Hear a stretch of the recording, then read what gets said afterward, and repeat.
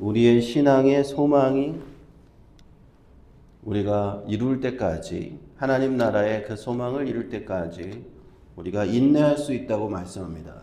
우리가 기다릴 수 있다는 겁니다.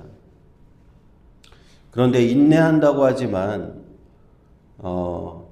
그냥 인내하는 것도 아니고 고난 가운데 인내해야 된다는 것, 어디 쉬운 일일까요?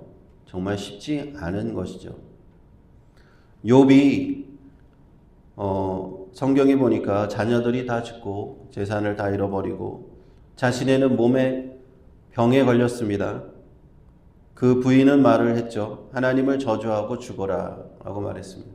그 상황에서 그런 고난 가운데 처한 욥이 처음에는 신앙을 의연히 지키지만 나중에는 그도 그의 연약함을 드러내고 맙니다. 욥기를 계속 읽다 보면 욥이 얼마나 그 고난 속에서 고통스러워하고 연약함을 드러냈다는 것. 계속되는 고난 속에서 우리가 신앙을 지킨다는 것, 생각만큼 쉬운 것은 아닙니다. 그런데 오늘 말씀 26절 말씀에 이렇게 말씀하시는 거예요. 이와 같이 성령도 우리의 연약함을 도우신다는 것. 우리가 고난 가운데 인내할 때 얘기하는 겁니다. 고난 가운데 인내할 때, 고난의 터널을 통과할 때 우리를 도우시는 분이 계시다는 얘기입니다. 바로 성령께서 우리를 도우신다는 거예요. 헬라어 원문으로 이 도우신다는 단어는요, 짐을 함께 진다라는 의미가 있어요. 우리가 고난의 짐을 지고 고난의 터널을 통과할 때 우리의 연약함을 인해서 시험에 들고 넘어지지 않게 하기 위해서 성령께서 우리의 고난의 짐을 함께 져주신다 하는 겁니다. 그러면서 말씀하시기를 우리가 마땅히 빌 바를 알지 못하나 라고 말씀하죠. 우리가 마땅히 기도할 내용을 우리가 알지 못한다라는 얘기예요. 우리가 고난 가운데 있을 때 기도해야 되는데, 하나님의 뜻대로 우리가 구하고 간구해야 되는데 우리가 연약하기 때문에 우리가 바른 기도의 내용으로 하나님 앞에 나아가지 못할 때가 많습니다. 우리가 모든 기도를 다 하나님 앞에 다 드릴 수 있지만 하나님이 그 모든 기도를 다 응답하시는 건 아니에요. 왜냐하면 우리의 연약함 때문에 우리의 기도가 하나님의 뜻과는 전혀 상관이 없는 기도를 드릴 때가 상당히 많이 있기 때문에 그렇습니다. 내가 욕심에 의한 기도를 드릴 때도 있고 하나님의 뜻과는 상관없는 내 뜻을 이루어 달라고 기도할 때도 있고요. 하나님은 기뻐하지 않으시는 나의 소원만 그냥 무조건 아뢰 수 있어요. 그렇기 때문에 우리가 마땅히 빌 바를 알지 못한다. 옳은 말씀입니다. 우리가 만약 하나님의 뜻에 합당한 기도를 드리게 되면 하나님은 그 기도를 기뻐하시고 응답하실 겁니다. 그러나 하나님과 뜻과는 전혀 상관이 없는 기도를 우리가 아무리 열심히 드린다고 해봤자 하나님은 응답하지 않으실 겁니다. 그러나 우리에게 희망이 있는데 그것은 오직 성령이 말할 수 없는 탄식으로 우리를 위해서 친히 간구하신다는 겁니다. 우리 안에 거주하시는 성령께서 우리를 위해서 탄식으로 기도하고 계신다. 얼마나 놀라운 말씀입니까? 내가 나를 위해서 기도하고 내가 다른 사람을 위해서 중보 기도한다는 생각은 해봤지 성령께서 나를 위해서 기도하고 계신다. 이 말씀을 알면 우리는 위로를 받을 수 있어요. 27절에 마음을 감찰하시는 이가 성령의 생각을 아신다는 겁니다. 성령께서 기도하시는 그 기도의 생각, 하나님의 뜻대로 하는 그 기도를 드리시는 거예요. 우리는 연약해서 하나님의 뜻에 합한 기도를 드릴 수가 없는데 내가 원하는 소원만 자꾸 기도할 수밖에 없는데 성령께서는 하나님의 뜻을 그대로 아시고 하나님의 뜻에 합한 기도를 우리를 위해서 간구하신다 하는 겁니다. 마음을 감찰하시는 이 하나님께서 내 마음의 모든 것을 다 아시는 분, 그 하나님께서 이 성령의 생각을 아신다 하는 겁니다. 우리 가운데 낙심과 좌절과 분노와 여러 가지 어려운 마음이 있는 것을 하나님은 아세요. 그리고는 성령께서 우리 가운데서 우리를 위해서 기도하는 그 기도의 마음도 다 아십니다. 하나님과 성령의 생각이 일치된다는 거예요. 하나님과 성령의 생각이 일치된다. 삼위일체 하나님이시기 때문에 그렇습니다. 그러므로 하나님께서는 그 기도에 응답하실 수 있는 겁니다. 성령께서 하시는 그 기도에 응답하실 수 있는 겁니다. 그리고 이제 이어서 28절 우리가 알거니와 하나님을 사랑하는 자 곧 그 뜻대로 부르심을 입은 자들에게는 모든 것이 합력하여 선을 이룬다 하는 말씀. 로마서에서 가장 유명한 구절 중에 하나에 이제 도착했는데 우리가 계속 사도 바울이 무엇을 얘기하고 있는지를 상기할 필요가 있어. 사도 바울은 고난 가운데 있을 때 소망으로 인내하고 연단에 이르고 소망을 취하라 이것을 계속 얘기하고 있어요. 그런데 우리가 연약하기 때문에 하나님의 뜻대로 간구를 못하니까 성령께서 우리를 도우신다라고 하면서 이제 그 다음에 나오는 구절이 28절인 겁니다. 모든 것이 합력해서 이 말은 이 모든 것이라는 말 속에는 고난이 들어있는 거예요. 고난이 사실은 포커스가 되어 있는 겁니다. 모든 것이 합력하여 선을 이룬다 할 때 우리 성도들이 당하는 우리 믿는 그리스도인들이 당하는 모든 고난도 합력하여서 선을 이룬다 하는 것이 이 사실은 28절 말씀의 가장 핵심적인 얘기입니다. 우리가 세상에서 예수 그리스도를 믿는 믿음의 길을 가고 제자의 길을 갈 때 여러 가지 고난이 있다는 얘기, 고난이 있어요. 어려운 고난, 또 금방 끝나지 않고 지속되는 고난, 여러 가지 계속 고난이 겹치고 또 겹치는 고난, 그러한 고난이 당할 때 낙심하지 말라는 겁니다. 영적인 눈으로, 성숙한 영적인 눈으로 그 고난을 바라보는 그 신앙을 가지라는 거예요. 왜 그 고난들도 다 합하여 하나님이 원하시는 선을 향해서 나아간다 하는 겁니다. 우리가 시간을 되돌려 봐서 시간이 지다 보면은 우리는 알 때가 많이 있습니다. 하나님께서 왜 나에게 그런 고난을 허락하셨을까?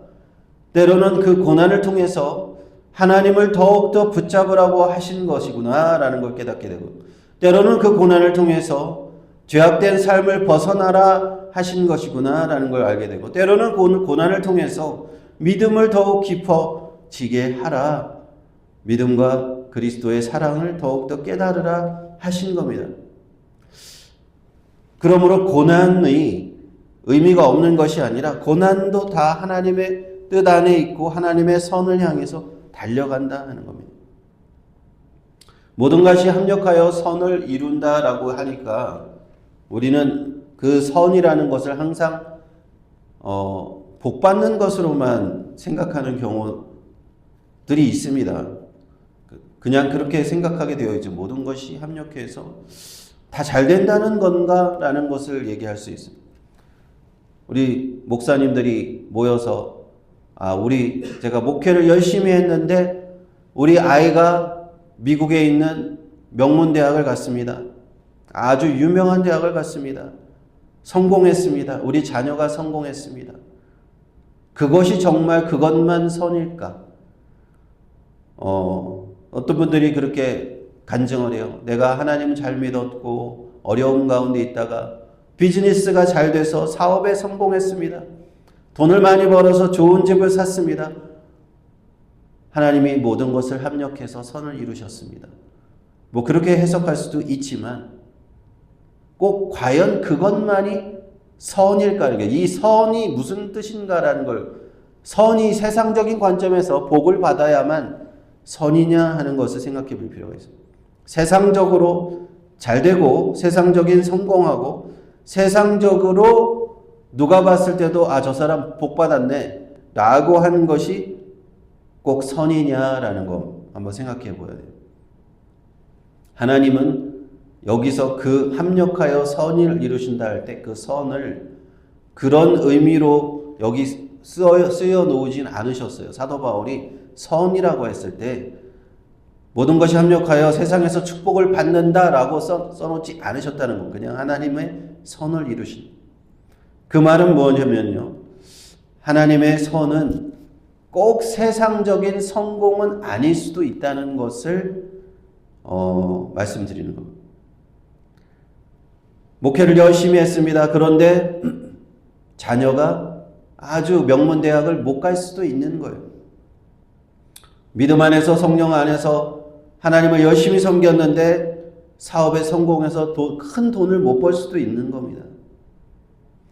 큰 좋은 집 못 살 수도 있는 거예요. 그렇다고 해서 하나님이 나를 버리셨냐? 아니라는 거예요. 하나님의 선은 그런 게 아닐 수도 있어요. 하나님은요, 우리 영혼이 잘 되고 우리가 구원받고 우리가 그리스도 안에서 생명과 평안을 누리는 복된 삶을 사는 것이 하나님의 선이지, 우리가 인간적인 관점으로 출세하고 명예를 얻고 성공하는 것이 곧 하나님의 선은 아닐 수도 있다는 거예요. 사도 바울은 이렇게 얘기했습니다. 내가 부유한데도 처할 줄 알고 가난한데도 처할 줄 알고, 그런데 다 지나고 보니까 내게 주신 것으로 만족할 수 있다, 자족할 수 있는 마음을 알았으니까 너무나 감사하다라고 얘기했죠. 저는 그것이 하나님의 선일 수도 있다라고 생각합니다. 우리가 꼭 부자가 되고 부유해지는 것이 하나님의 선이 아니라, 아무리 부자가 되면 뭐합니까? 재벌이 되면 뭐합니까? 그것 가운데 하나님의 생명이 없다면, 그리스도의 평안이 없다면 그것은 하나님의 선이 아닐 수도 있어요. 부자가 되고 나서, 성공하고 나서 하나님을 떠난 사람들이 많습니다. 하나님의 선은요, 이 세상의 물질과 어떤 이 세상의 부유함보다 더 큰 개념이에요. 큰 개념. 그 안에는 그리스도 안에서 진정으로 생명을 얻고 내가 하나님 안에서 늘 마음속에 평안이 있고 성령 안에서 충만함을 누리는 것이다 하는 겁니다. 우리가 예수님을 믿고 여러 가지 고난을 당하는 성도들이 있습니다. 그러면서 하나님 앞에 왜 나는 이런 고난을 당해야 합니까? 이런 고난을 빨리 없애주세요 라고 기도하는 사람들이 있습니다. 그런데 우리가 아직 신학적으로는요, 우리가 예수 그리스도 안에서 구원을 받았지만 구원은 이미와 아직의 긴장 관계라는 이런 표현을 씁니다. 신학적으로는 이미 구원은 받았지만 아직은 완성되지 않았어요. 하나님 나라에 우리가 들어가진 않았기 때문에. 그래서 이미 구원받았지만 아직은 완성되지 않았다. 이미 아직 사이에 있다라는 얘기를 합니다. 하나님의 나라에 우리가 마침내 들어가는 그날에 우리는 영광스럽게 그 구원이 완성되지만, 여기 아직 사는 동안에는 이 땅에서는 고난 가운데 처할 수 있다는 거예요. 예수님을 믿고 하나님의 자녀들도 고난 가운데 불쑥불쑥 찾아오는 고난 가운데 처할 수 있으나, 그러나 우리가 전혀 낙심할 필요가 없다라고 성경을 말씀하는 겁니다. 왜? 우리의 마음을 감찰하시는 하나님이 계시기 때문에, 우리를 지켜보신다는 거예요. 우리의 상황을 다 불꽃 같은 눈으로 내려다보시는 하나님이 계시고 때문에, 또 우리 속에서 내가 무엇을 기도해야 될지도 잘 모르겠는데 하나님이, 성령께서 내 안에서 나를 위해서 탄식하며 기도하신다 하기 때문입니다. 성부, 성자, 성령 하나님 삼위일체 하나님께서 나를 돌봐주시고 고난 가운데 부르짖는 우리의 자녀들의 신음소리를 다 듣고 계신다 하는 겁니다. 그래서 사도 바울이 하는 얘기는 고난도 다 합력해서 하나님의 합당한 선을 향해서 나아간다 하는 겁니다. 이러한 믿음을 가지고 우리는 나아갈 때요, 어떠한 어려움이 있어도 사도 바울과 같이, 어떠한 고난이 있어도 사도 바울과 같이 낙심하지 않는 겁니다.